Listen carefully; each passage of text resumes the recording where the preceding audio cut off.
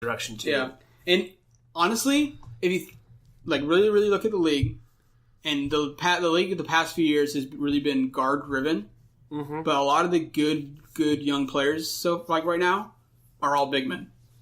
Yeah, I mean, Giannis isn't really a big man; he's 7 feet, but Porzingis, the Towns, Davis, the big men are so skilled now. Yeah, so skilled, and they have to be to survive in this NBA because if you can't shoot threes, you're just not going to play. Absolutely. I mean, I think your top 7, 8 players are all still going to be a little older. LeBron, Durant, Curry, Westbrook. But I mean, once you get to after your top 10 or so, these stars are. I mean, Giannis is 22, Towns is 22, Porzingis has looked amazing. Porzingis is 22, Jokic is 23.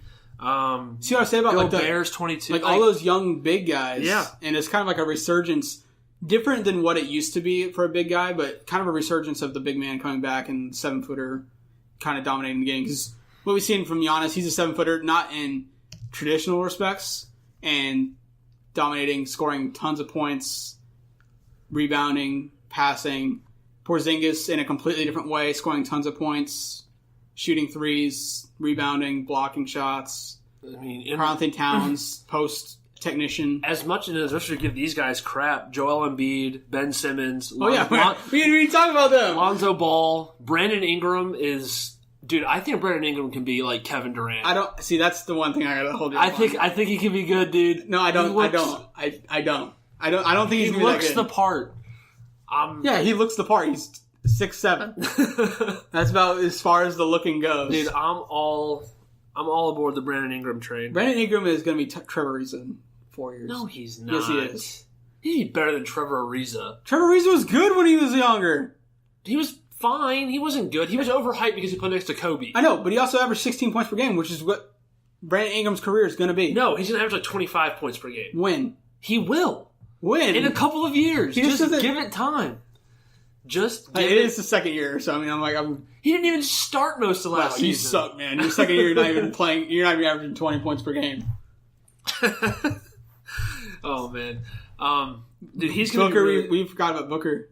I'm not giving Devin Booker any credit. He doesn't look that good. What do you mean? He's had 34 points. He looks okay. He doesn't do anything else. He just stands there and watches the team gets beat down and scores. What are you talking about? This year, he's actually been doing a lot of other things. He's rebounding and passing. And he's shooting better percentage.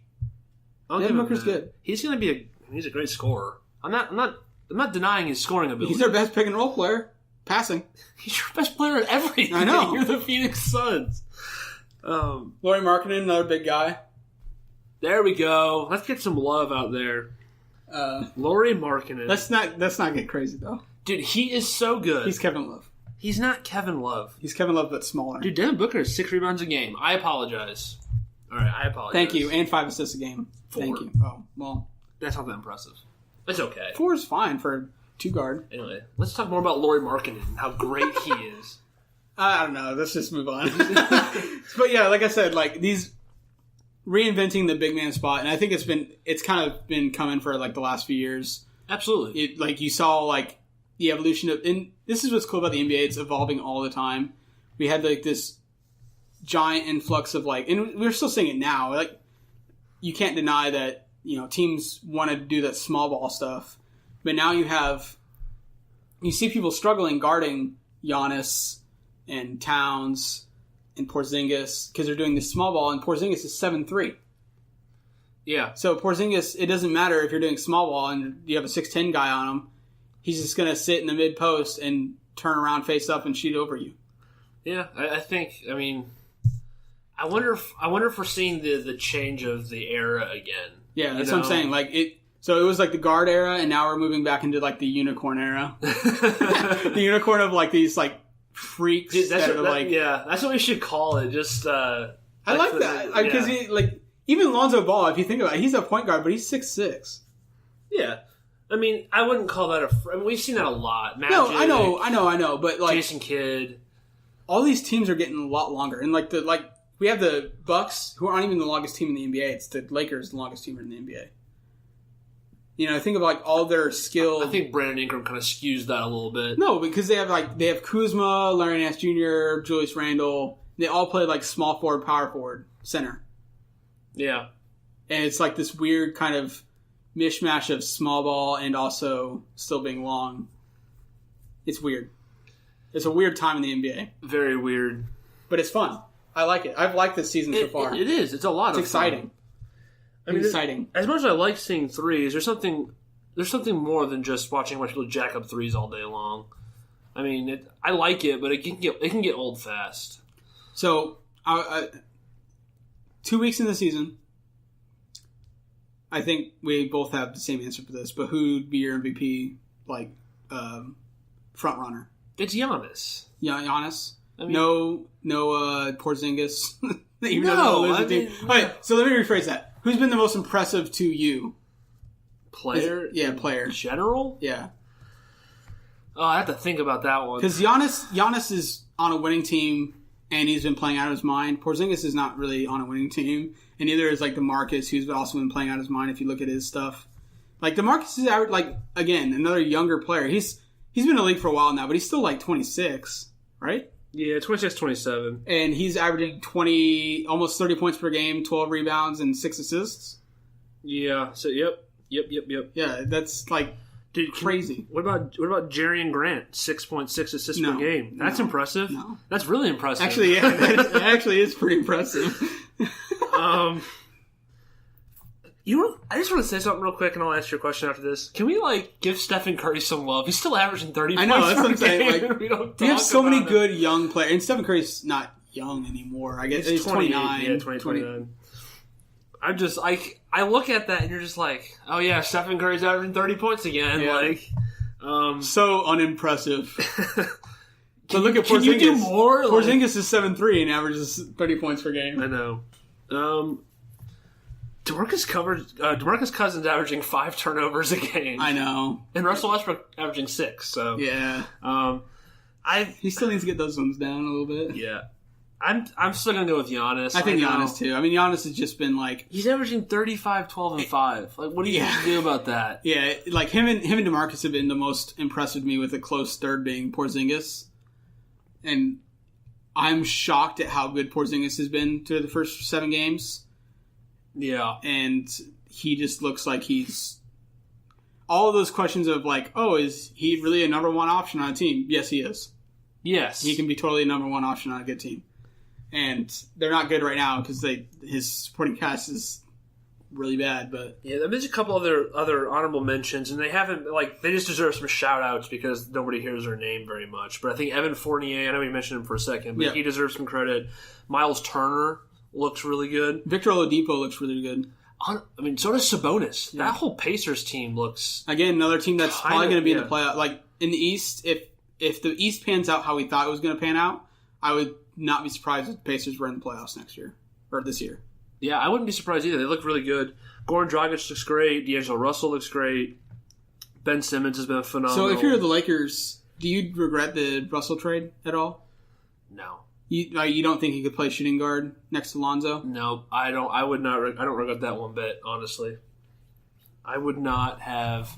And you got to think, the D'Angelo Russell trade was for Brook Lopez's expiring contract to bring in Paul George. Yeah. So you're basically trading Russell for 1 year of crappiness in Paul George. I would take that trade any day. Yeah. But I mean, I know you mentioned him. Rodney Hood looks great. How about what I've been saying for about 2 years? Jeremy Lamb, averaging 17 points per game. Jeremy Lamb's a good player. He's always been a good player. They should have always, the whole time, he should have been starting over Michael Kidd-Gilchrist. I know you love Michael Kidd-Gilchrist. I know, I do, but I don't think he's a great offensive player. He's a really good defender. But... He's somebody that you come in as kind of as your sixth man, bring him in and let him shut somebody down, or play him in defensive lineups towards the end of games. Exactly. You don't.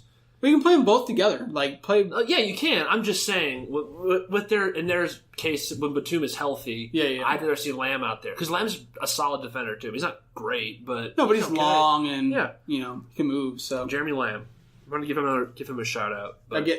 But that whole Hornets team looks really, really good. So top 10, baby. I think we. You got anything else? Closing thoughts? I don't know. We're approaching an hour here. I kind of wrap it up here. No, that's good. I think that's about it. I mean, I could talk basketball all day long. Yeah, no.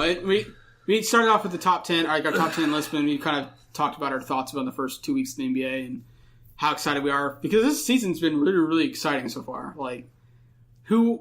if someone were to come up and tell you the Golden State Warriors and the Cleveland Cavaliers would combine for 7 losses in their first 14 games, they would probably tell you you're crazy. Yeah. But they have.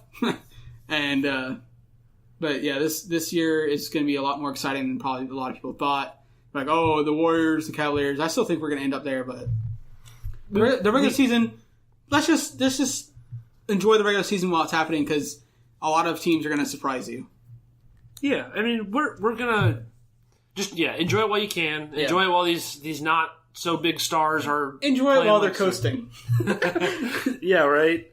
While LeBron James doesn't care currently, you can go ahead and have some fun playing basketball. Yeah.